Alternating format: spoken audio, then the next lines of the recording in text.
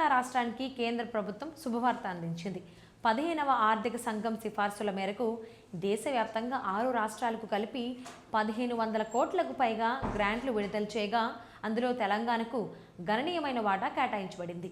ఈ నేపథ్యంలో తెలంగాణ రాష్ట్రంలోని పంచాయతీరాజ్ సంస్థల బలోపేతానికి కేంద్ర పంచాయతీరాజ్ మంత్రిత్వ శాఖ 247.94 కోట్ల రూపాయల నిధులను విడుదల చేస్తూ కీలక ఉత్తర్వులు జారీ చేసింది.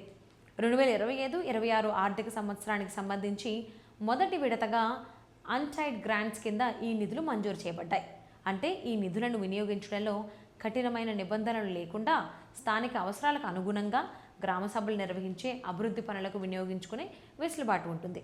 ఇది గ్రామీణాభివృద్ధికి ఎంతో పెద్ద అవకాశంగా భావిస్తున్నారు అధికారులు. తెలంగాణ రాష్ట్రంలో సుమారు 12,600 గ్రామ పంచాయతీలు ఉండగా ఈ నిధుల ద్వారా గ్రామాల అభివృద్ధి పనులు మరింత వేగంగా జరిగే అవకాశం ఉంది. ముఖ్యంగా పల్లెల్లో మౌలిక సదుపాయాల పెంపుకు ఈ నిధులు కీలకంగా మారనున్నాయి. గ్రామాల్లో అంతర్గత రోడ్ల నిర్మాణం, పాడైన రోడ్ల మరమ్మతులు, మురుగునీటి కాలువల శుభ్రపరచడం మరియు పునర్నిర్మాణం, వీధి దీపాల ఏర్పాటు, తాగునీటి సదుపాయాల మెరుగుదల వంటి పనులు చేపట్టేందుకు ఈ నిధులు ఉపయోగపడతాయి. అదేవిధంగా శ్మశాన వాటికల అభివృద్ధి, పచ్చదనం పెంపు కార్యక్రమాలు, గ్రామ శుభ్రత కార్యక్రమాలు, పబ్లిక్ ప్రదేశాల అభివృద్ధి వంటి అంశాలపైన ఈ నిధులను ఖర్చు చేయొచ్చు.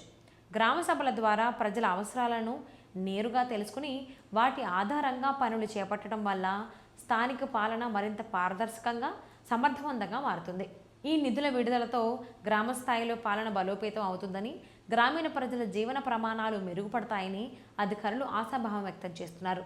పల్లెసీమల అభివృద్ధి దేశ ప్రగతికి పునాది కాబట్టి ఈ చర్యతో రాష్ట్ర అభివృద్ధికి మాత్రమే కాకుండా దేశ ఆర్థిక వ్యవస్థకు కూడా మేలు జరుగుతుందని విశ్లేషకులు భావిస్తున్నారు. మొత్తంగా చూస్తే కేంద్రం విడుదల చేసిన ఈ నిధులు తెలంగాణ గ్రామాల రూపురేఖలను మార్చే సామర్థ్యం కలిగినవనిగా కనిపిస్తున్నాయి. గ్రామీణ ప్రాంతాల్లో సమగ్ర అభివృద్ధి సాధించి ప్రజలకు మెరుగైన జీవన వాతావరణం కల్పించడంలో ఇవి కీలక పాత్ర పోషించనున్నాయి.